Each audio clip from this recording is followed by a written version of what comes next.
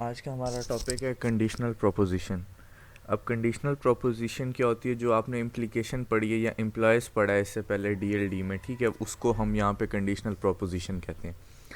If P and Q R propositions, two propositions, then conditional proposition q by p is if p then q, के अगर p true होगा तो फिर q check करेंगे, और implies और p implies q and denoted by p और आगे एरो और फिर q. It is false when p is true and q is false.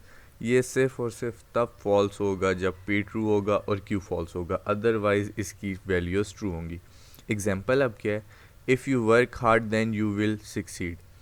अब if John live in Islamabad then he lives in Pakistan, के मतलब अगर फर्स्ट स्टेटमेंट ट्रू है तो सेकंड स्टेटमेंट ट्रू है तो फिर आंसर ट्रू होगा, फर्स्ट स्टेटमेंट ट्रू है सेकंड ट्रू है तो आंसर ट्रू है.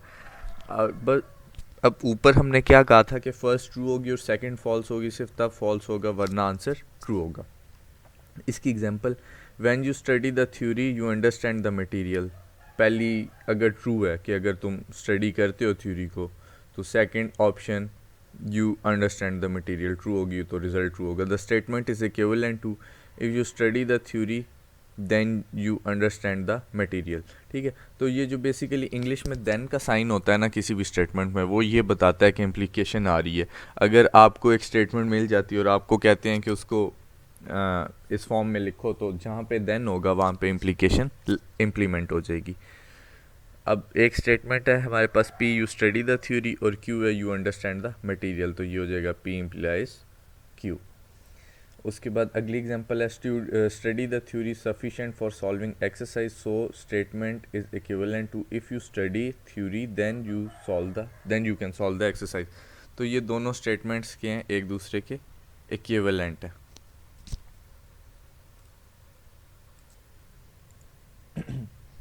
उसके बाद निगेशन है सब कंडीशंस की. If my car is in the repair shop then I can not get the car. अब इसकी निगेशन क्या बनेगी, my car is in the repair shop and I can get the car. ऊपर can not get the car था तो नीचे क्या आ गया, I can get the car.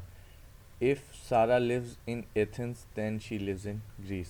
सारा lives in Athens and she does not lives in Greece. तो ये इसकी क्या बन गई, निगेशन बन गई. तो अगर निगेशन पी इम्प्लॉयज क्यू हो तो पी एंड नॉट क्यू के इक्विवेलेंट होता है. ठीक है, अगर आप इसका ट्रुथ टेबल बनाओगे तो ये बात आपको पता चल जाएगी, और ये ट्रुथ टेबल बना के आप मुझे भेजोगे, ये आपकी असाइनमेंट है.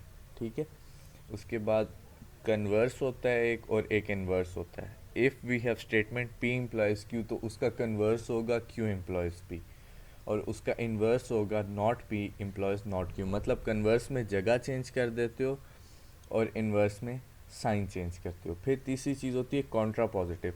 कॉन्ट्रा पॉजिटिव में जगह भी चेंज करते हो और साइन भी चेंज करते हो. If we have condition proposition P implies Q then its contrapositive is not Q implies not P. ठीक है, if today is Sunday then tomorrow will be Monday.